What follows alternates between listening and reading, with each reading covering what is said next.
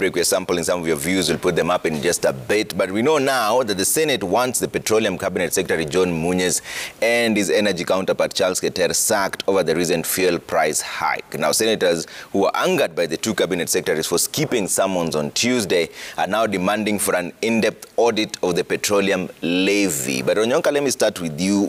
Where does the problem lie, in your view? The problem actually lies in the fact that look at our borrowing.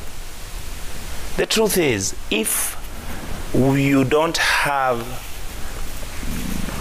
minerals and you don't have, for example, oil, or you don't have a fund which is going to raise money for you, which you have most probably, like a sovereign fund, where if you were selling a lot of oil and you had been hedging some of the money that you are using from that to pay for the money you're borrowing, yeah.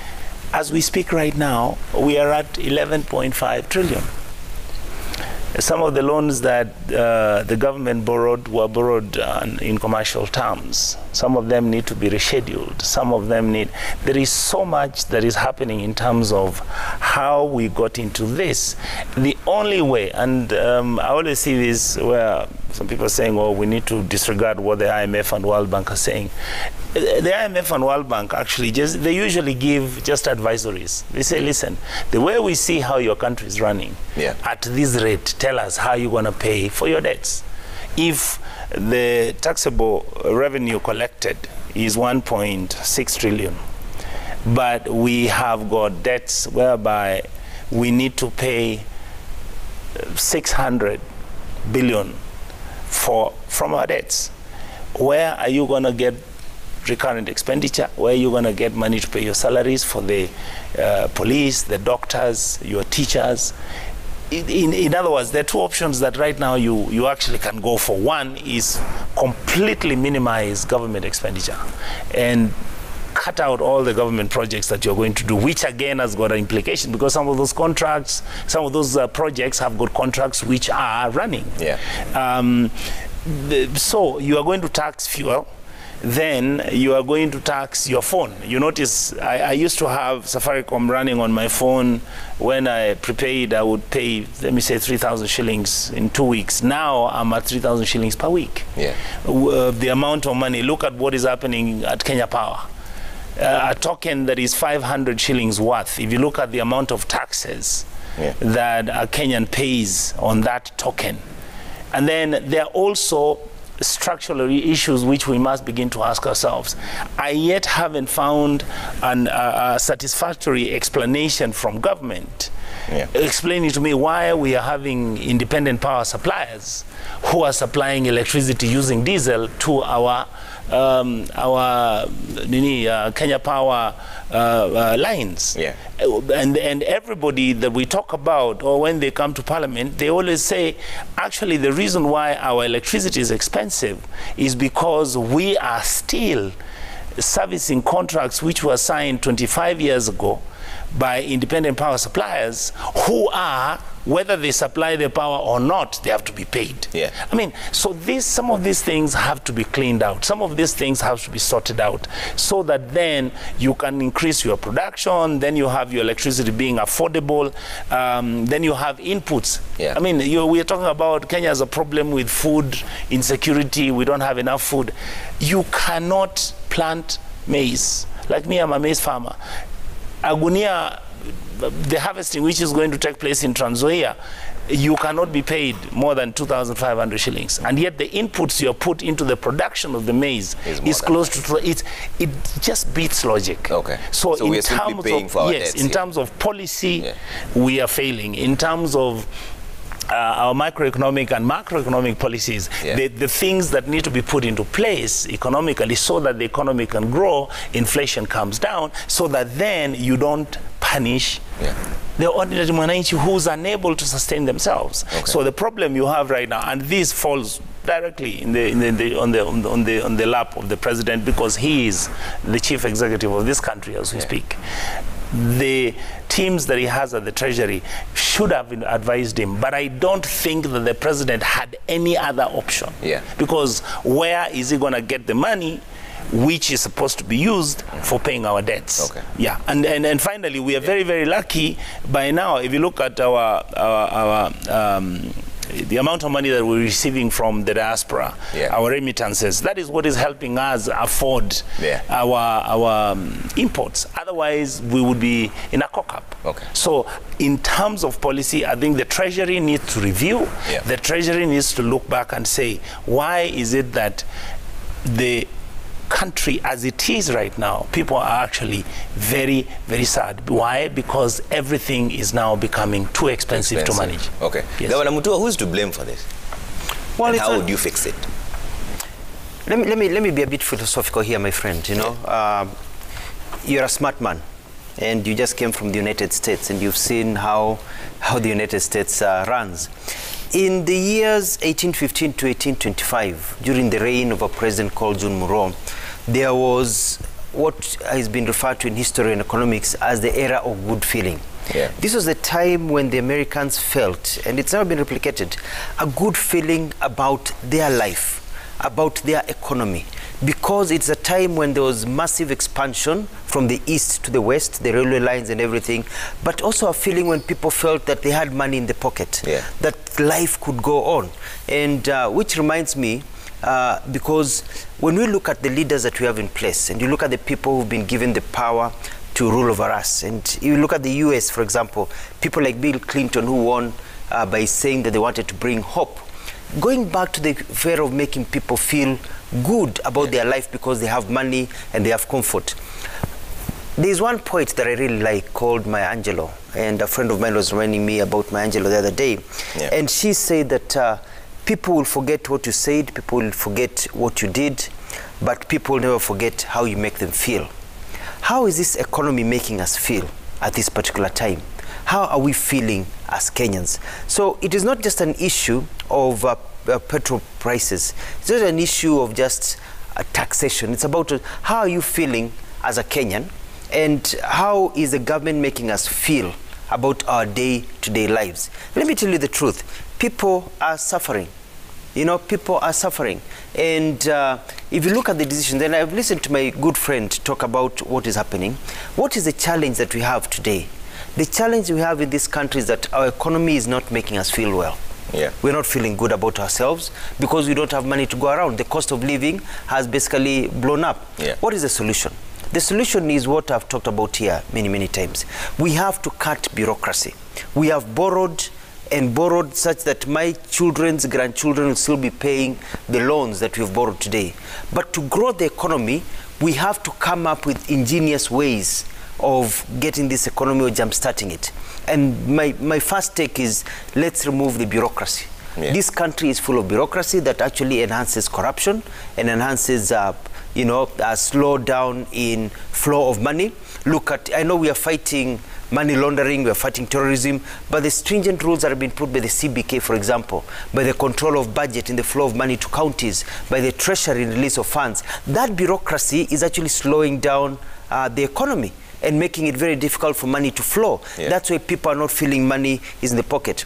Going back to the US, when I lived there as a student, there was a man called, can't remember his name, he was the chairman of the Federal Reserve. When he got a cold, everything tanked. And he talked about how you can control the interest rates for the benefit of the country at the time, you know, in the 1990s, how you can control the economy. Because they knew, and people know that as long as people have buying power and there's money going around and you've got a country that is consumer driven, then you grow the country.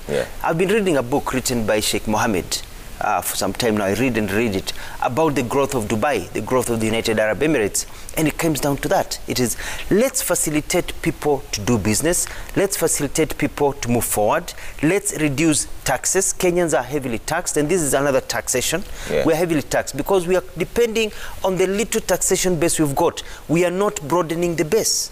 We've got economics of just spending and looking at what we're holding without broadening the base. A time has come to say, let us broaden the base. Yeah. Let us give people opportunity to trade and do biashara in East and Central Africa. Let us move on. Let's take a leaf from Rwanda, for example.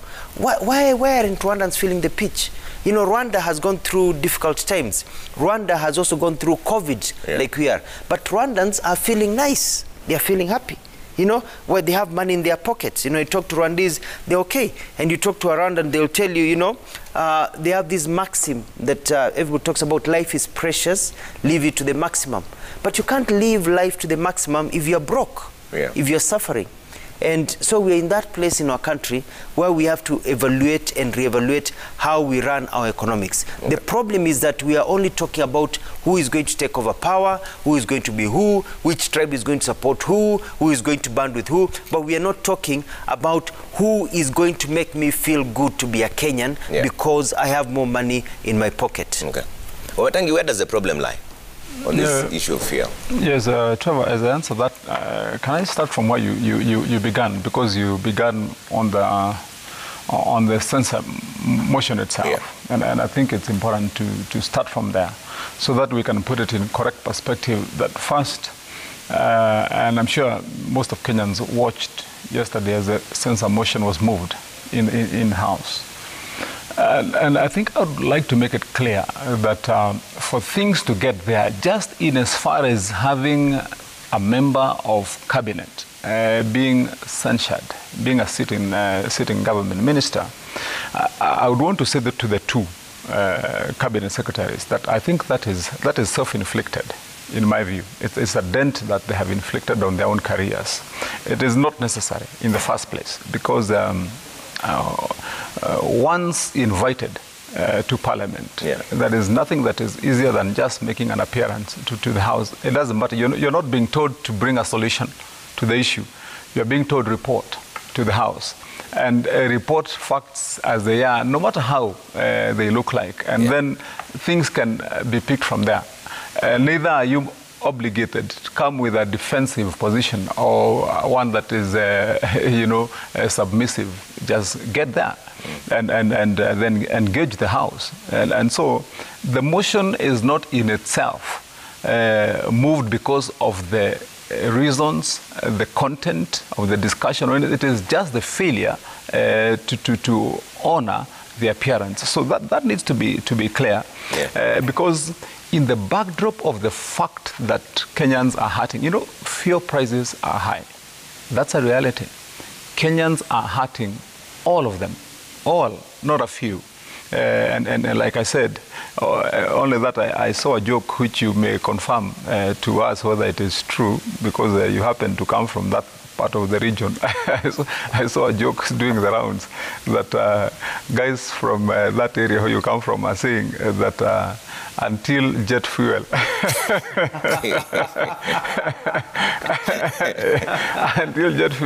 prices increases, that's when they will start mourning and groaning that they're hurting. But in the meantime, they're okay with this other one because most of the time they are flying to that part of the country.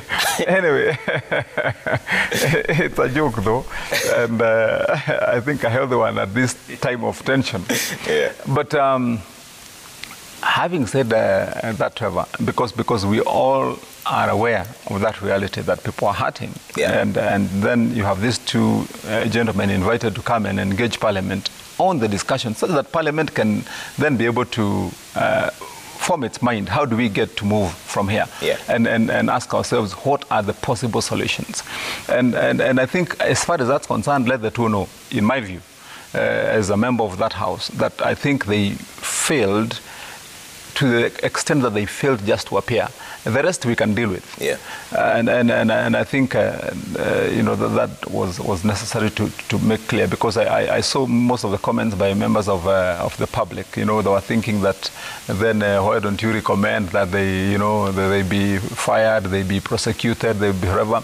That comes now with the dent that they have on their careers, because in future when you go around you'll be saying that, I used to serve in the cabinet between this, so what happened, and I got censured and so on.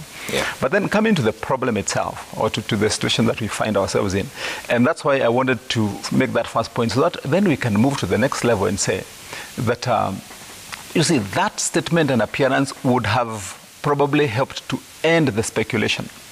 Because if you listen to what most of the people are saying, including ourselves here, we're all speculating that yes, we know that it is indeed a reality, that taxation is a heavy element of the cost of fuel at the end of the day, when you get it at the pump. But the other costs, as we said here last week, Trevor, the prices of fuel are influenced by various factors, geopolitics, the demand and supply, as it were, because that's normal, and then now taxation. So what one would want then to put to rest is what is the main factor that has caused the current increases and what should be done about it. And I think that's what that would have helped to address. Let me say, Trevor, that I think also as a population there are things we have done that we shouldn't have done, in my view, as members of the public. And I speak so as one culprit myself. You see, we have given unto ourselves a culture that makes us very prone to this kind of situation, because look at the trends of life that we have adopted. If you now walk to Uhuru Highway in the next 1 hour, you will find a whole snake of traffic from here to the river, of one individual, each in a fuel guzzler. And yet we have a train that is commuting from the same destination to the city center, which will roll its wheels, steel wheels, on the track with empty coaches. Because we have all believed in our culture now that to look like you are somebody, like you have got muscle and that you are respectable, then you have to drive your 6-seater on your own to the city center. And I drew that parallel, that comparison the other day, Trevor. You are in Europe, you are in the US, maybe you could have happened to stop in Europe. Maybe if you didn't, I know you've been there. And look at what happens when you disembark in Finland, in Denmark, in Norway, in all those countries, in all the Scandinavia, indeed the entire, even France. I mean, you find people comfortable cycling. I stayed for a while in Japan, and you can't believe what happens. CEOs of big companies, Toyota and others, they cycle with a bicycle to the train station, and then they park their bike at the train station, and they hop into a train and shoot to their office. They render their service back to the train, in the evening back to their bike and to their house. And you find that it is an efficient, time-saving city, but also money-saving.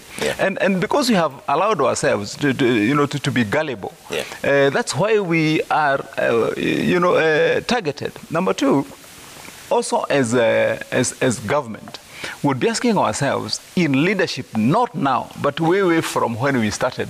Give it from 2002, when we gave ourselves a new constitution, or even before, and ask ourselves, what kind of policy have we driven to help ourselves? Because, by the way, we are not oil producing. That's a fact. So even government itself, when we are doing our planning as government, we should have started to think long way before. Do we still want to go into the pockets of our people, raid their money, and give it to the Arab countries all the way through? I mean, why don't we do what those countries have done?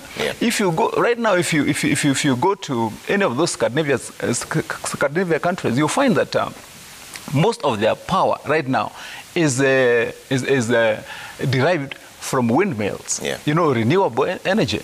You find that they're way ahead in coming up with solutions to coming up with electric cars. So I'm saying, even as we speak of the now, we also must start thinking and asking ourselves, as we complain, are we also coming up with policies that will help ourselves?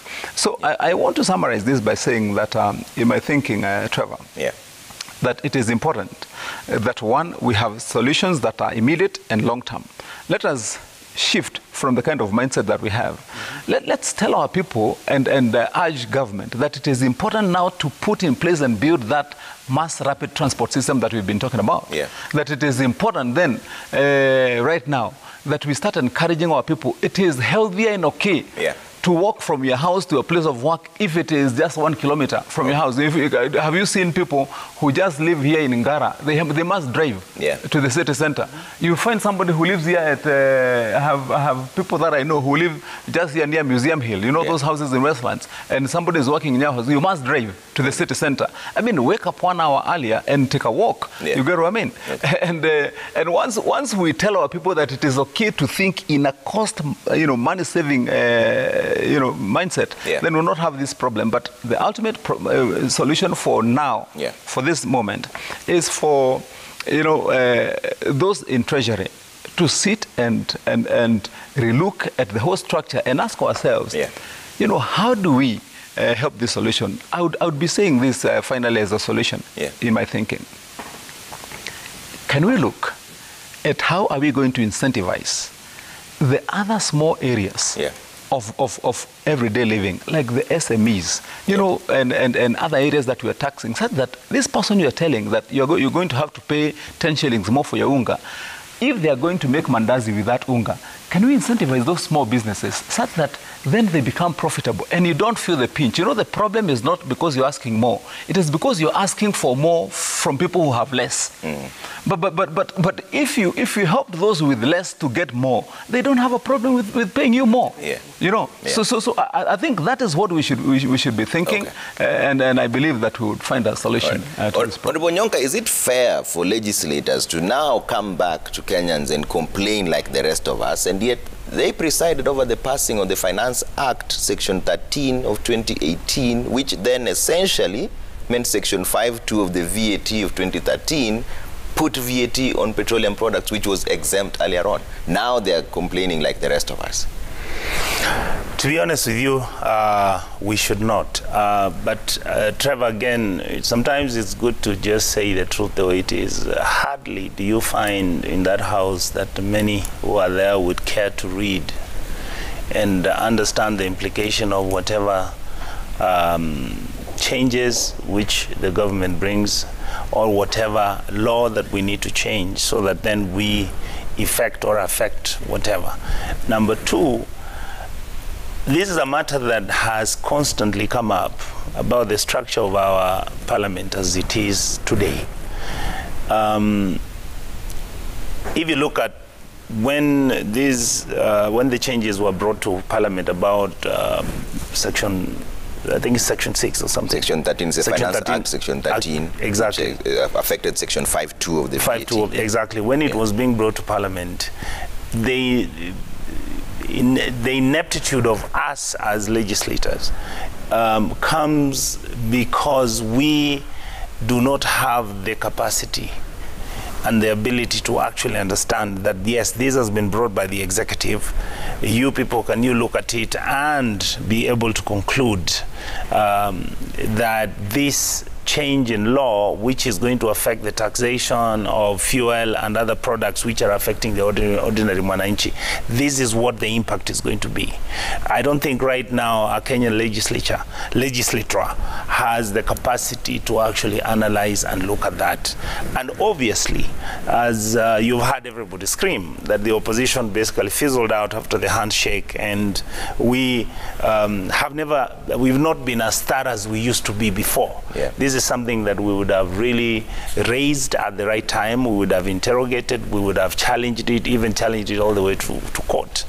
But if you understand where our politics is right now, because we had to accommodate when the president, after having signed the BBI agreement with the Honorable Raila, then whatever that the presidency has always been asking for, we actually deliberately allowed it to get what it wanted. We never acted in our capacity as oversight as we are meant to be. So those are, to me, the challenges and the complications that you have when you have the opposition agreeing to work with the government which is in power. And those are the things which many Kenyans may not understand, that there's certain give and takes which have been happening. Of course, those who are against the BBI have used that argument to make it because, oh, you sacrificed whatever it was so that you could then have the benefits of that agreement that you had with the presidency. But then again, Trevor, for me, I'll speak as somebody who sits in the budget committee. Honestly, we didn't see any other option. You know, when that law was brought to our committee for evaluation and to discuss and agree on whether we are going to support it or not, we didn't see an alternative that we were going to provide to the presidency in terms of how he's going to raise revenue to start paying our debts, which are due. As we sit here, there are debts which are needed to be paid. In fact, I believe we have another, most probably about 190 billion shillings to be paid by December. Now, the question is, where do you get that money from? Those are the issues that we were looking at. And that is why many of my colleagues, when we were interrogating this matter, they said, how much money are we able to raise from fuel levy and fuel taxes plus the VAT and everything? And the conclusion we arrived at is, we looked at, right now, Kenya as a country, on a monthly basis, Kenya is importing about 10,000 cars. So in the calculation, we looked at the figures in terms of, if you are going to import 10,000 cars every month times 12 months, that's about 120,000 vehicles.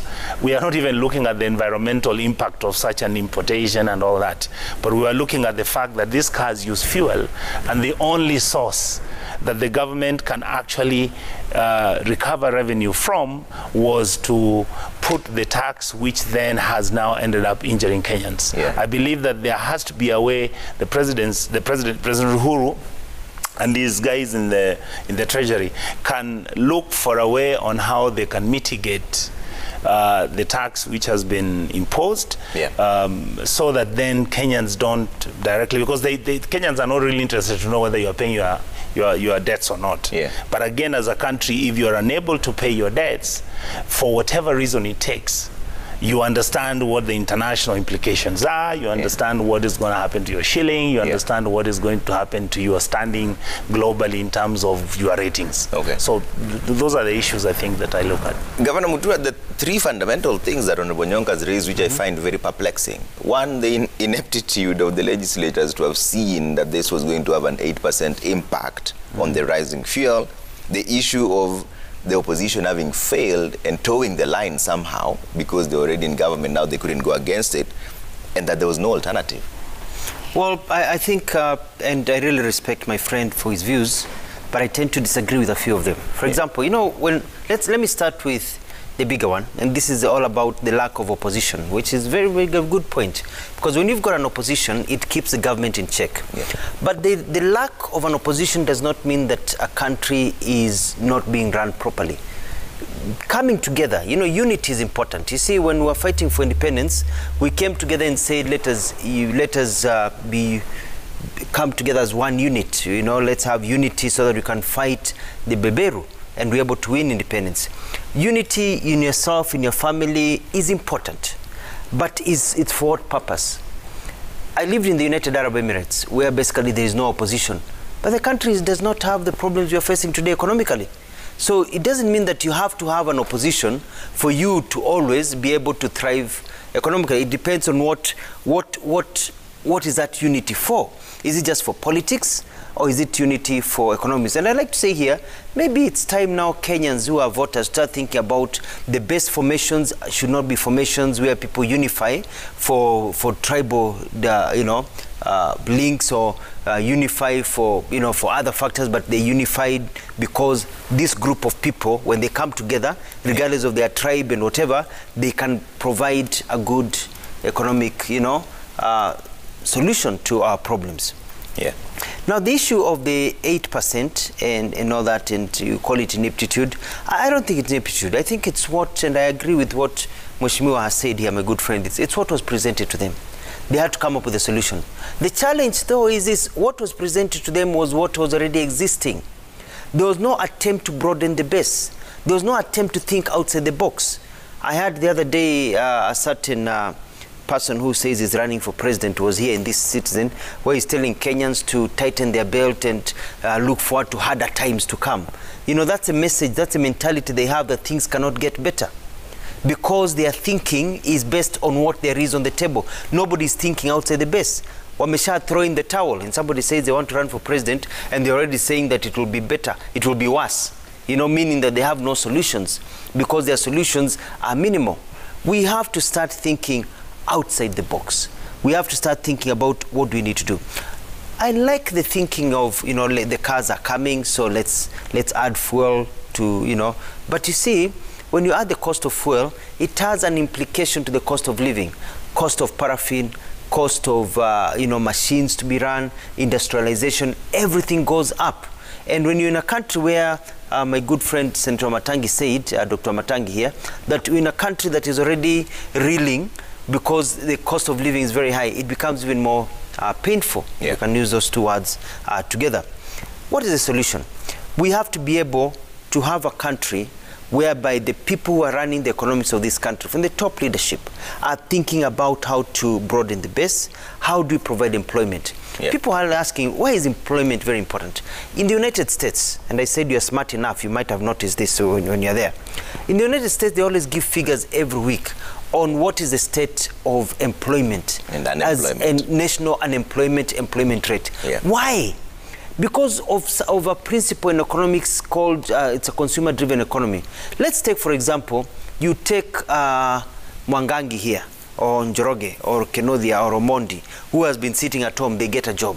When they get a job, they have money to go to the shop and buy mafuta. When they start buying mafuta, and several of them are buying mafuta, the shopkeeper all of a sudden realizes there are more people coming to buy mafuta. So he or she employs Mwikali or Akinyi or you know, or Wamboi to come and work in that shop. Now, when they work in that shop, this Mwikali takes money back to the mother, who goes back to the shop to buy what? To buy the mafuta. All of a sudden, the demand has gone from this single employment of Omondi. You know? And as a result, now the shop owner tells the factory, mafuta inaenda sana, nahitaji more mafuta. So the factory does, they open a night shift, and they employ more people because they need night shift. Those people employed now go back and they go and buy more mafuta because now they have more money in their pockets. It's a domino effect. All of a sudden, the farmer is being told we need no raw materials. The economy is growing from that employment. But is anybody in this country today, as a young man sitting there today, do you have confidence with all these players there that they are going to provide more jobs to you? Are they even thinking about employment of one person? Or they are thinking about sustaining the status quo? You know, they're talking about having different gadgets. You know, they tell you, have this gadget. It's very minimalistic in the kind of way that we think. So if you're thinking about getting this country forward, you think about unity, you think about these things, it has to be unity for economics, not just for whatever. And finally, you know, when I was working for Mwai Kibaki, and we sat in a meeting with the late David Mweraria, Anyang' Nyong'o, Governor Anyang' Nyong'o, the late David Nalo and others, about recovery of this country.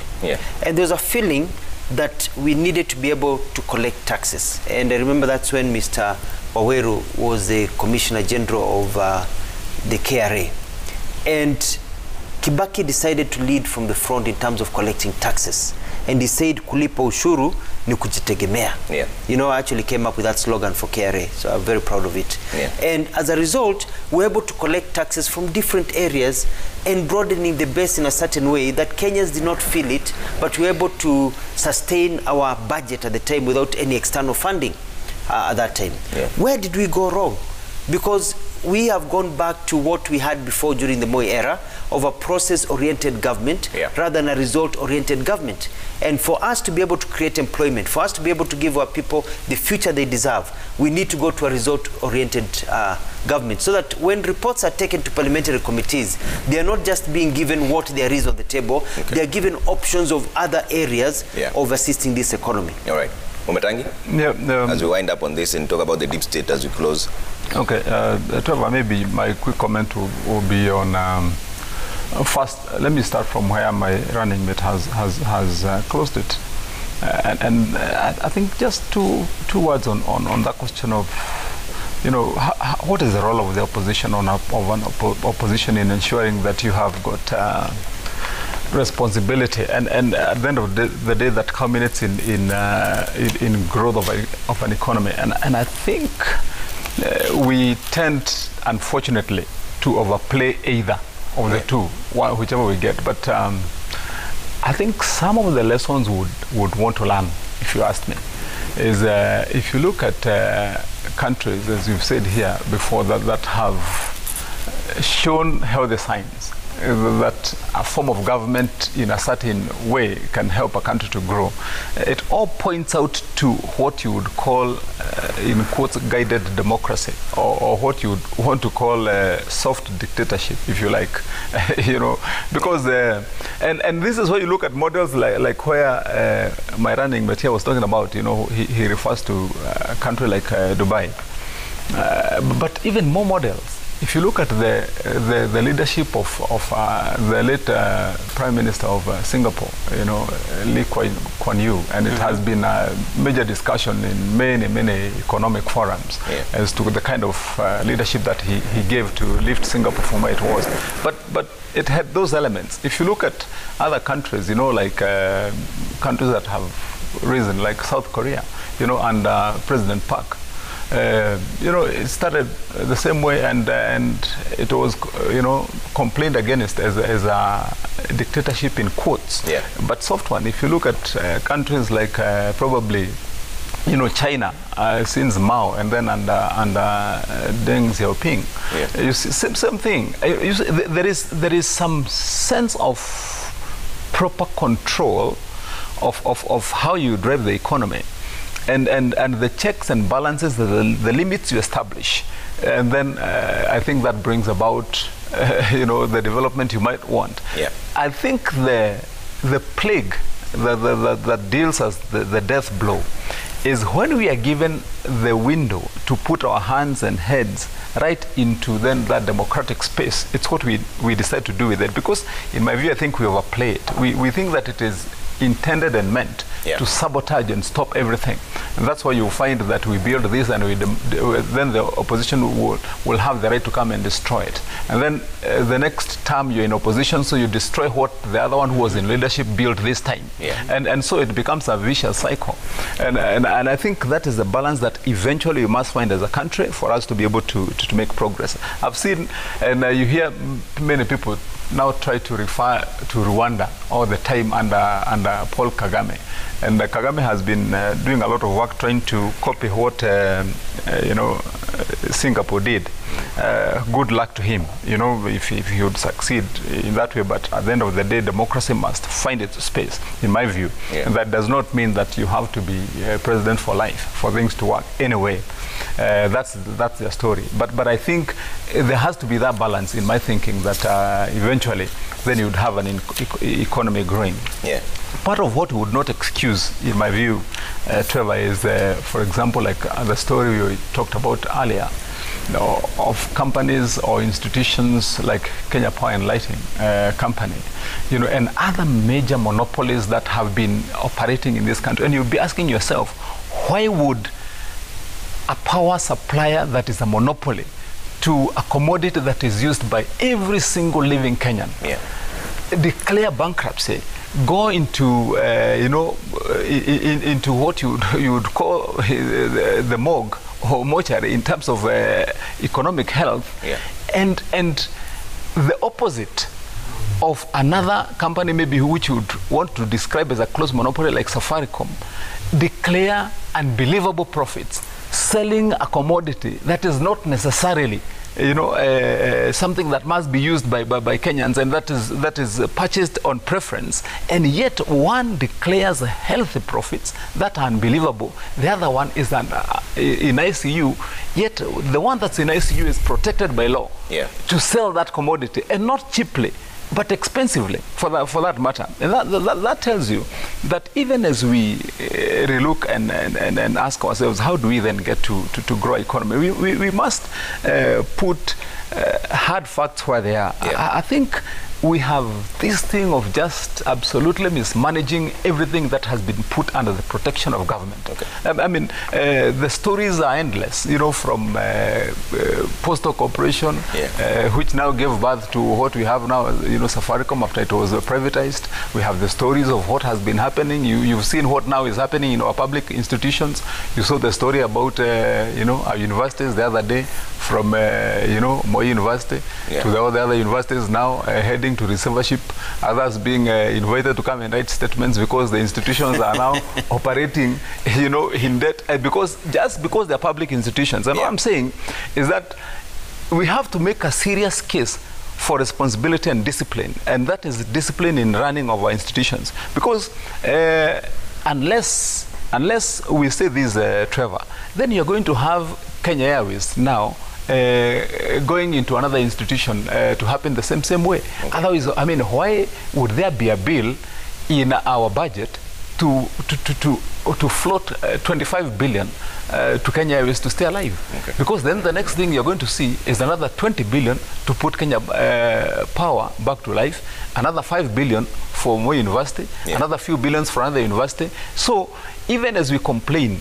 about what we are complaining about, you know, the prices of fuel, which is legitimate, legitimate complaint, I think eventually we will have to address those ills. Finally, I would just want to say it is the seesaw, the balance between, you know, responsibility and making sure that those that are given that responsibility then carry it to the point of consequence. Okay. Such that if this is what you have sown, then it has to be what you have to reap. Okay. We are running out of time here, Honorable Nyonga, but we have to talk about this issue of the deep state. From where you stand, does the deep state even exist? Start from. But can I just say a word? Okay, one word. Just one word. Okay. I wanted to just raise the issue about what is happening in Rwanda and what has happened in Lee Kuan Yew's Singapore. Yeah. The truth is, if you look at both the countries, there are certain trends which exist. For example, in Singapore, what made Singapore become what it is because Lee Kuan Yew believed that meritocracy, the ability to pick the best qualified in your country, to be able to handle an institution and allow them that leeway for them to actually achieve the results for you. Yeah. That has been our weakest link. Instead of employing people who are qualified to be lecturers, professors, to be the ones who are managing institutions, whether they are parastate or not, we go this tribal thing, we pick our cousins, our brothers, whether they are semi-illiterate or whatever, for expediency. Unless we solve this problem, I agree with my brothers that we will not go anywhere. I believe, and I wanted to say this where His Excellency Governor Mutua is, the reason why the Kibaki government succeeded is because there was a give and take during the coalition government. Yeah. There was, we were monitoring each other like friendly cats. If you look at all the projects that President Kibaki did, there was a very careful way on how he borrowed money, and that money was used expeditiously.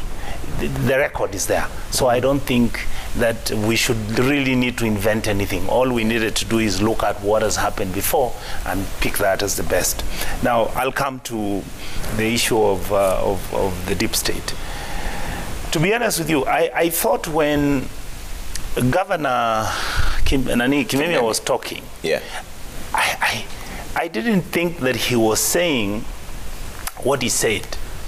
But it looks like he actually said what he said because he was there during the administration of President Kibaki. Yeah. You remember the debacle about whether Musalia Mudavadi could be given the baton and all that. What I believe is that this is not necessarily a Kenyan phenomena. If you look at American news, and like I've said, you've been there. I mean, right now, even Joe Biden, Donald Trump's people are busy saying how the elections was actually rigged. There was no free and fair election. It was the deep state, all right? And yet these are people, the people who actually made sure that Biden was confirmed as the president after the election had been ratified, were people who used to work for Trump because they believed that the elections were free and fair. Is there a possibility that there could be certain individuals who want continuity in a government, who want steadiness in a government, who want to hand over government which then tomorrow can look like it's continuing to put Kenyans together and Kenya moves in the right direction. I believe there could be. Do I have the evidence? I don't. But I believe that this talk now creates the scenario that you're going to have in a few months coming, because as we move closer to the elections, you're going to start having everybody scream how they are going to be rigged. The elections are already predetermined. We are being rigged out because our side is the side which has got a message, and you can see the crowds we are drawing. Yeah. I believe that at the end of it, even when you may want to say that yes, there could be a deep state which is going to coordinate, like now I'm sure Governor Mutua, as he's finished his second term, I'm sure in Machakos County there are people who are saying Governor Mutua wants his friend to be the one to take over from him, you know how it is, or he wants so and so to. People will all talk about that. Yeah. But at the end of it all, I hope IBC will give us a credible election, and I hope Kenyans will go and vote so that we are able to get a person who Kenyans want. Okay. My feeling actually is, if Kenyans want to get somebody who is crazy to become our president, that's their bed they want to lay on. Give it to them. Okay. Yes. Governor Mutua, you've been in government for a while. Does the deep state exist? You know, when I served under Mwai Kibaki, and I'm writing this in my book, I was in a very privileged position to see how government ran. And I used to see the frustration of Ambassador Francis Mudhaura. At that time, we didn't talk about deep state. We talked about the kitchen cabinet. Apparently, there was a kitchen cabinet. So there's a cabinet, there's a kitchen cabinet, where made up of government officials who basically ran the show. And we used to wonder, where is this kitchen cabinet? Because Kibaki never met people outside the formal structures. It's very important to note that a government operates on formal structures. It is when you've got informal structures that you have a problem. And the reason that Kibaki's government really succeeded is because under the guidance of Mwai Kibaki and the work done by Francis Mudhaura was that we did not allow another view outside government to come in. So it was basically government led from the front. But it was led from the front because Kibaki was very clear on where he was going.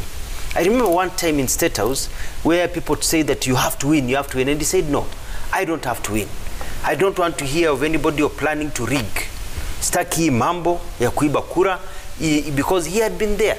He had been rigged. He felt he had been rigged during all those times under DP ran for president. He said, no, I want to win and win because Kenyans have voted for me. So basically, he led from the front. Is Uhuru Kenyatta leading from the front? Has he really told his people, I want this to be done, this to be done? Because unless Uhuru Kenyatta makes it very clear, this is what he wants and this is how he wants it done, then you get all these people coming in and making themselves the so-called deep state. I agree with Kimemia when he talks about that within government there are institutions and people who have instruments of power and they can influence. And they can influence results. They can try to control results. That has been there for a very long time. But I'm very optimistic about where we're going as Kenyans. Yep. And some of us who will be running for president, my running mate here and others, we're optimistic that we'll be able to be victorious because Kenyans are fed up of the past and Kenyans want change. They want a fresh way of doing things, whether there's deep state or there's no deep state. So it is a balancing act, you know. And if there was really deep state, somebody was asking the other day, how come the Jubilee government lost the recent by-election in ilikuwa Kiambaa. If the deep state is that powerful and they can rig elections and these are small elections, why did they lose Kiambaa? Is it there or is it manufactured in people's minds to giving it power and credence that it does not have? The challenge we've had, and I think this is where the Building Bridges initiative came in, was that we've had elections that have been too tight to call. Where you've got, it's 50%, 54, 48, and all that. We need to get to a point where people make a decision, it's one person like they did in 2002, and say this person gets 60, 70, 80% of the vote. But you cannot do that with the same players that have been there for a long time. We need to inject something fresh, something different for Kenyans to say, yes, you guys have done well, stand aside, let's now get to somebody who is new, who can actually give us that, what I call the air of good feeling as we go ahead. and as the 5th president, because it usually happens with the 5th president. If you look at John Monroe in the US, somebody fresh who people did not think he was part of the clamor of the people who have been there for a long time. Okay. Umatangi? Yes, Trevor, I think from where I sit, if you ask me, I would say I think and I believe that deep state exists. It exists? I think it exists. Okay. I can tell you and how and why, in my view. Okay. It's only to begin with. I think it's just the definition, it's the terminology. Yeah. You can call it deep state. You know, my running mate here prefers to call it a kitchen cabinet, but there exists by necessity and need and circumstances.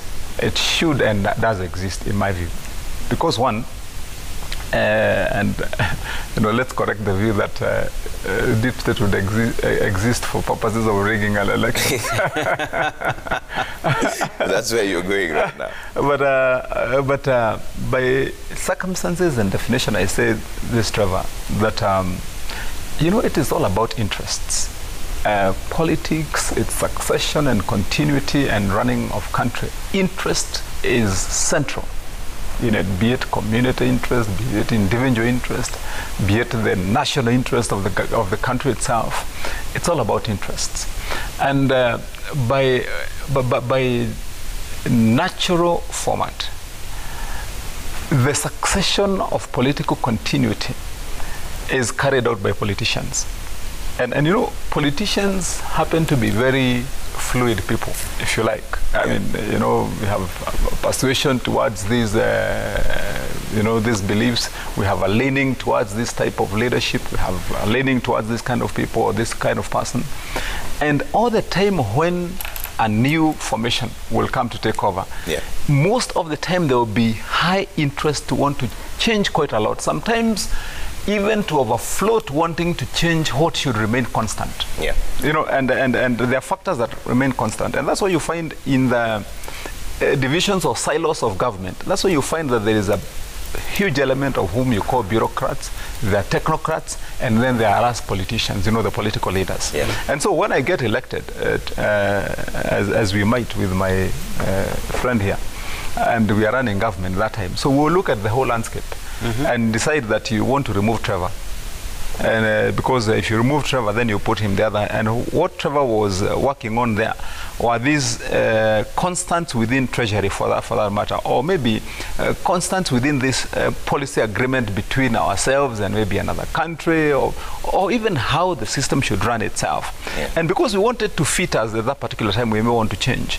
There has to be those people, or that unit, or those units, that's why I said it depends on the definition you want to give it, that would require to keep the hot room and cold room of running the country at the temperatures that they should, without having to change everything every time a new leadership comes into place. Yeah. And I believe that it may be defined and sounds bad, because when evils or ills occur within the running of government, then it is attributed to something called deep state, which is amorphous. Yeah. So that if somebody gets killed somewhere, they say it's deep state.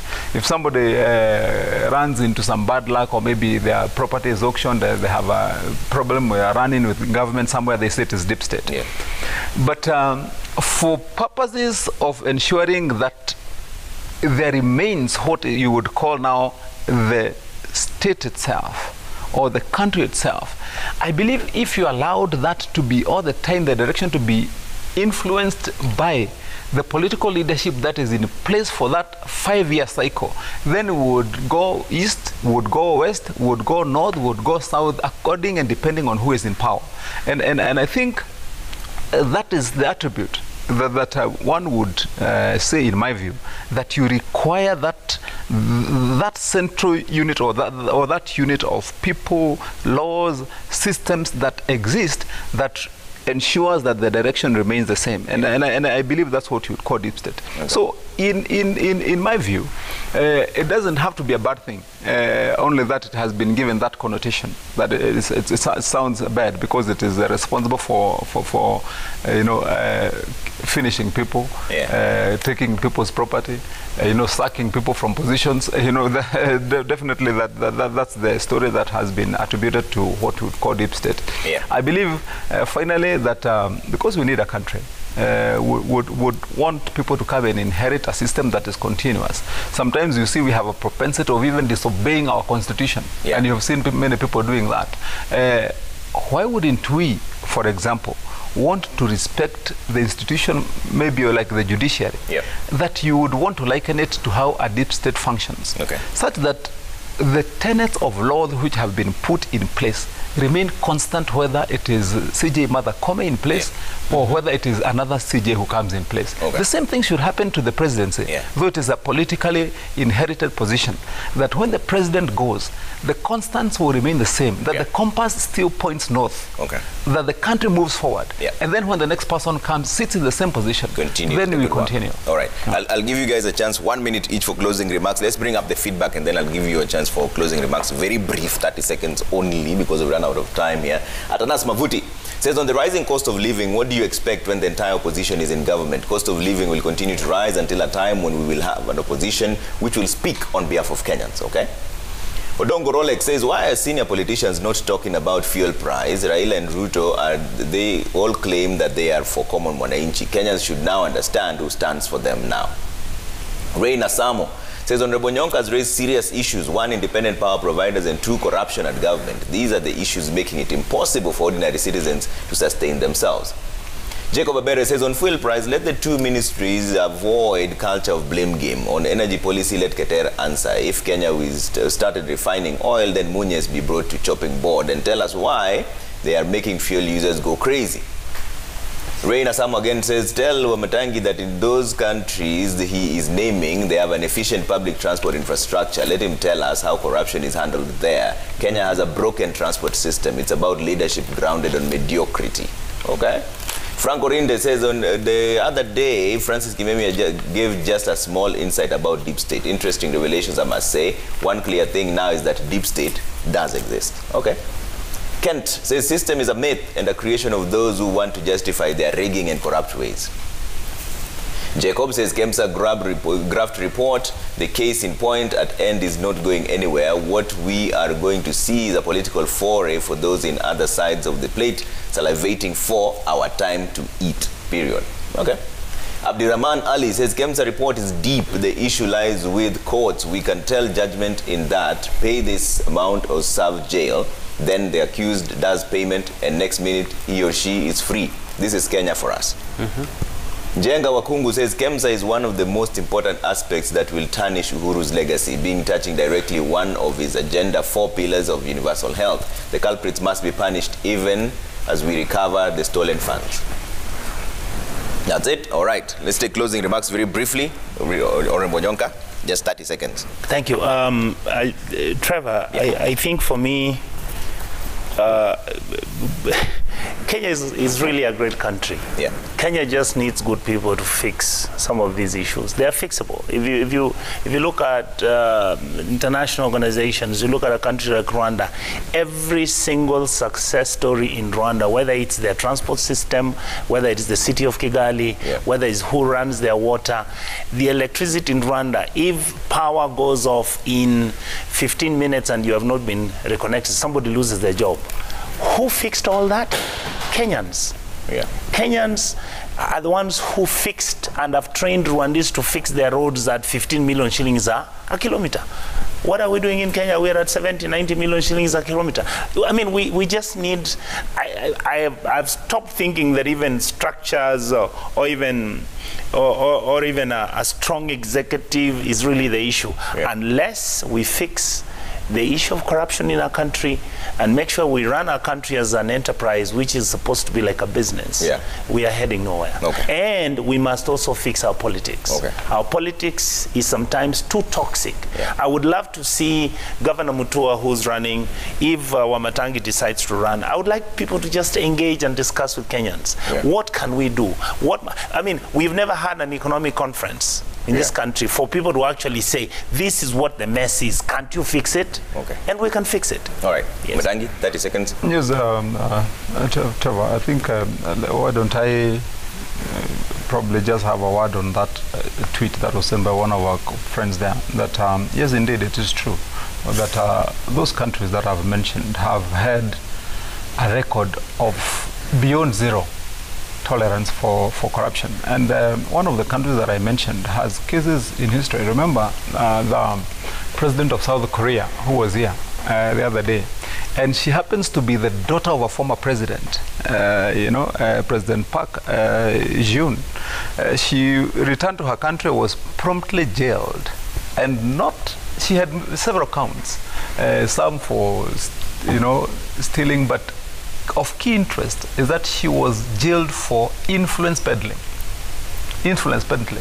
And besides that, her predecessor, the second predecessor before, was jailed not only because of the things he did when he was president, but even when he was a CEO of a huge conglomerate like Hyundai. The CEO of Hyundai, who happened to have been a president, was also jailed in South Korea. And not only that, 2 prime ministers of the same country. What I'm saying is that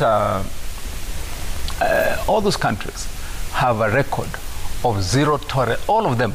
And to build infrastructure, to build institutions, to get the country running, the first thing that countries deal with is the question of corruption. And I think we had touched on that a bit earlier. When we have time, we'll touch on it next time. I believe that's the way to go. On the major topic of today, I believe we have to ensure that we lift the burden off the shoulders of Kenyans. Let's relook at how should we then deal with the responsibilities of government to repay debt, to balance its budget, without necessarily having to take this responsibility right to the pocket of the common mwananchi in terms of especially like the current fuel pricing. That certainly must be reviewed to ensure that the cost of living comes down. Right, Governor Mutua. Finally, just 4 quick points. The first one is to say congratulations to Omanyala, the fastest man in Kenya. And Africa. In Africa, actually, on a racetrack, because there's some fellas out there ukisikia pap anaenda kama bunduki na kama risasi. I want to he made us very proud, and congratulations, and I invite him to come and visit us in Machakos, walk around. We're building some new stadiums, building about 9 new stadiums. 4 should be ready soon, and so invite him to come, and congratulations. Number 2 is I talked about the era of good feeling, and that is where we are as a country. And when I listen to my friend Nyonka here talk about the things that we need to do as a country, are we doing the right things? Are we choosing the right people? And just to remind you again of that quote by Angelo, that people will forget what you say, people will forget even what you do to them or what you did to them, but people do not forget how you make them feel. How do you feel as a Kenyan about the current crop of leadership and the people vying for president? Which one makes you feel confident or feel that you can trust